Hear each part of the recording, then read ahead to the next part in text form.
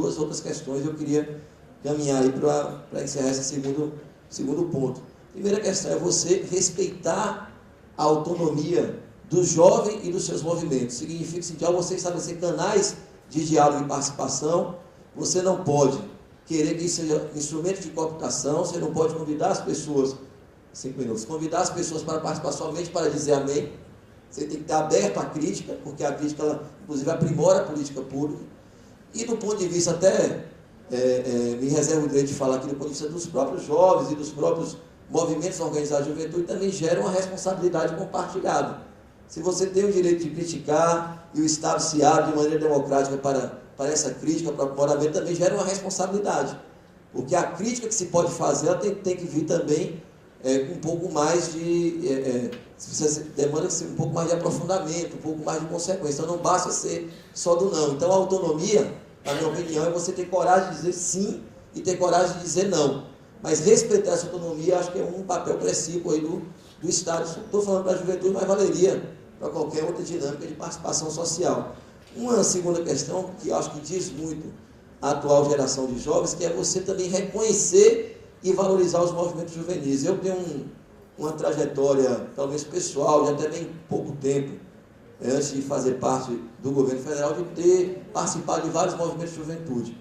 E uma marca e um peso, na minha opinião, injusto que essa atual geração de jovens carrega é uma comparação com a juventude de outras épocas. Então, eu sempre coloco assim, um jovem da década de 60, qualquer um que já participou de algum evento desse, especialmente no Brasil, ouviu essa pergunta, qualquer liderança juvenil. Por que os jovens de hoje participam tão pouco de ontem, de antes era tão participativo? Eu acho que isso é uma grande inverdade. Primeiro, você fazer comparação com períodos históricos é sempre muito perigoso. Segundo, porque junto com essa inverdade, vem uma visão idealizada e romantizada da participação juvenil e a dificuldade de você entender as formas atuais de participação, né, como ela se dá nos dias de hoje. Então, sempre se identifica uma participação associada ao movimento estudantil, que permanece hoje com muita importância no Brasil, mas não é a única e exclusiva forma de participação, ou talvez militâncias aproximadas de movimentos e agremiações políticas. Todas essas são corretas, são justas, diria até contemporâneas, né, aí nos dias de hoje, mas não são as únicas mais.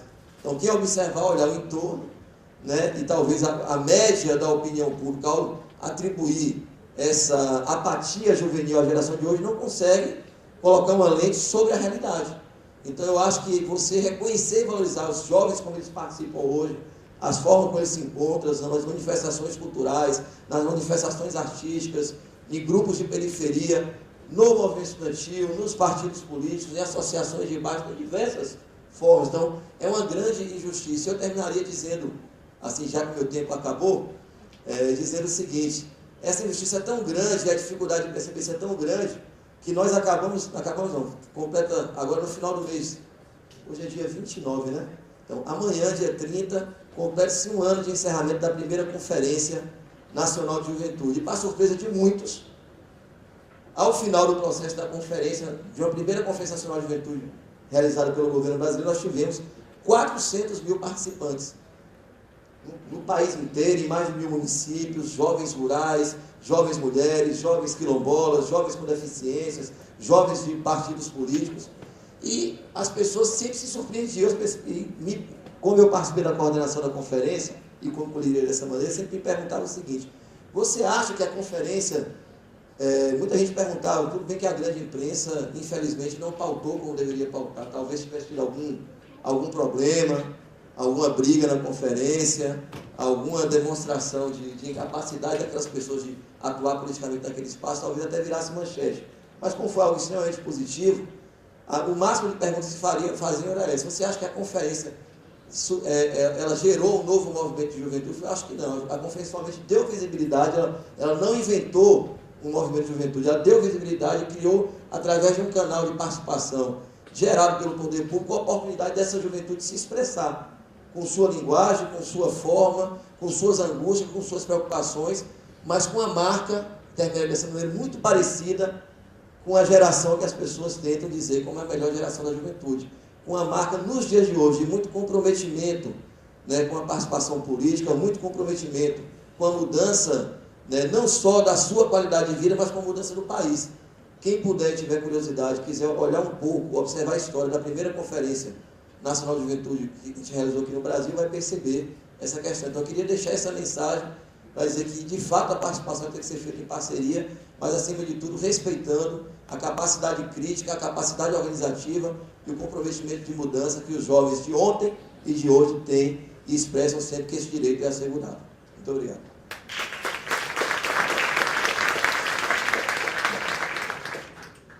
Obrigada. Vai ser bem, nosso debate no final vai ser bem dinâmico, acredito, né? Eu peço então agora para compor a mesa o secretário municipal de Habitação do Rio de Janeiro, o senhor Jorge Bittar.